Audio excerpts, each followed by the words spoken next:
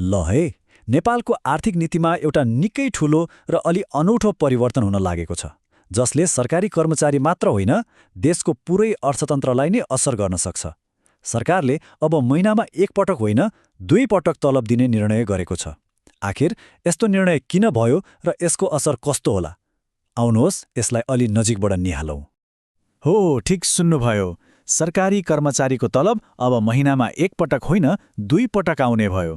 एउटा महिनाको बीचमा, अर्को महिनाको अन्त्यमा।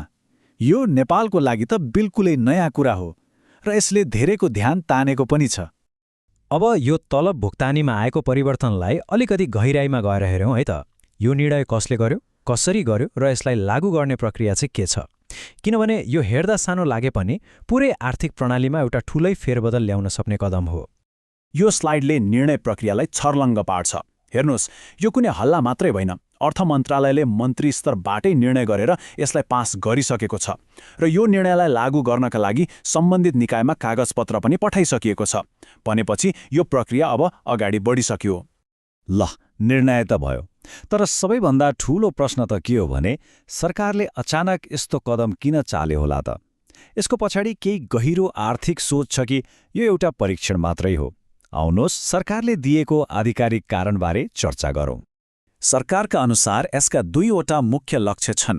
पहिलो त कर्मचारीहरूले आफ्नो खर्च टार्न महिनाको अन्त्यसम्म कुर्नु नपरोस्, उनीहरूको हातमा पैसा छिटो पुगोस्। अनि दोस्रो, जब मानिसहरूको हातमा छिटो पैसा आउँछ, उनीहरूले बजारमा खर्च गर्छन्, किनमेल गर्छन्, यसले गर्दा पैसाको प्रवाह बढ्छ र अर्थतन्त्र थप चलायमान हुन्छ भन्ने सोच हो। सरकारको उद्देश्य त स्पष्टै छ, तर यो कागजमा जति सजिलो देखिन्छ व्यवहारमा पनि त्यस्तै होला त? हजारौं कर्मचारीलाई महिनामा 2 पटक तलब खुवाउने यो प्रणालीले कसरी काम गर्छ? ल, अब यसको कार्यान्वयन प्रक्रियालाई हेरौँ। प्रक्रिया खासमा एकदमै सिधा छ। अर्थ मन्त्रालयले निर्णय गरेपछि त्यसलाई कार्यान्वयन गर्ने जिम्मा महालेखा नियन्त्रकको कार्यालयलाई दिइन्छ। मन्त्रालयले परिपत्र पठाएपछि नियन्त्रकको कार्यालयले देशभरका सरकारी निकायहरूलाई यही नयाँ प्रणाली अनुसार तलब बाँड्न निर्देशन दिन्छ।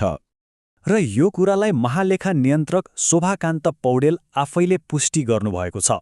उहाँको यो भनाइले के स्पष्ट पार्छ भने यो अब केवल छलफलको विषय रहेन, कार्यान्वयनको चरणमा गइसक्यो। सरकारी संयन्त्र यसलाई लागू गर्न पूर्ण रूपमा तयार देखिन्छ। ल, सरकार र सरकारी निकाय त यो निर्णय लागू गर्न तम तयार देखिन्छन्, तर जसको लागि यो निर्णय गरिएको हो, अर्थात् आम कर्मचारी र जनता, उनीहरूले यसलाई कसरी हेरिरहेका छन् त?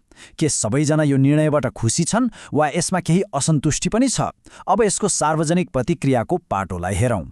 एउटा अनलाइन सर्वेक्षणको तथ्याङ्क हेर्दा त यो निर्णय निकै लोकप्रिय देखिन्छ। लगभग 71% मानिसहरू खुसी नै छन्, तर अर्कोतिर 19% मानिसहरू आक्रोशित पनि छन्, जुन सानो सङ्ख्या त पक्कै होइन। हो, बहुमत खुसी देखिनु एउटा कुरा हो, तर त्यो 19% को आक्रोश पछाडि केही गम्भीर चिन्ताहरू लुकेका छन्। सामाजिक सञ्जाल र समाचारका टिप्पणीहरूमा केही फरक र आलोचनात्मक धारणाहरू पनि बाहिर आएका छन्। जस्तै सामाजिक सञ्जालमा आएको यो टिप्पणी हेरौँ न। नाप्स र नामका एक पाठकले एउटा महत्त्वपूर्ण प्रश्न उठाउनु भएको छ। उहाँ भन्नुहुन्छ कि यो निर्णय नेपालको सामाजिक आर्थिक परिवेश सुहाउँदो छैन। उहाँको तर्क छ कि महिनामा 2 पटक तलब आउँदा मान्छेले बचत गर्न बिर्सिन्छन्, तुरन्तै खर्च गर्ने बानी बढ्छ र अन्त्यमा यसले उनीहरूलाई आर्थिक रूपमा झन कमजोर बनाउँछ। उहाँले यसलाई नेपाली समाजमा अमेरिकी जीवनशैलीको नक्कलको रूपमा हेर्नु भएको छ।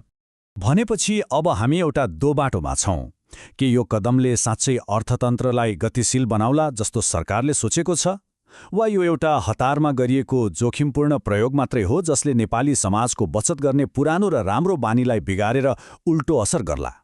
यसको वास्तविक परिणाम के हुन्छ त्यो त समयले नै देखाउनेछ, तर एउटा कुरा पक्का छ, नेपालको यो नयाँ आर्थिक प्रयोगको अब असली परीक्षा हुँदैछ।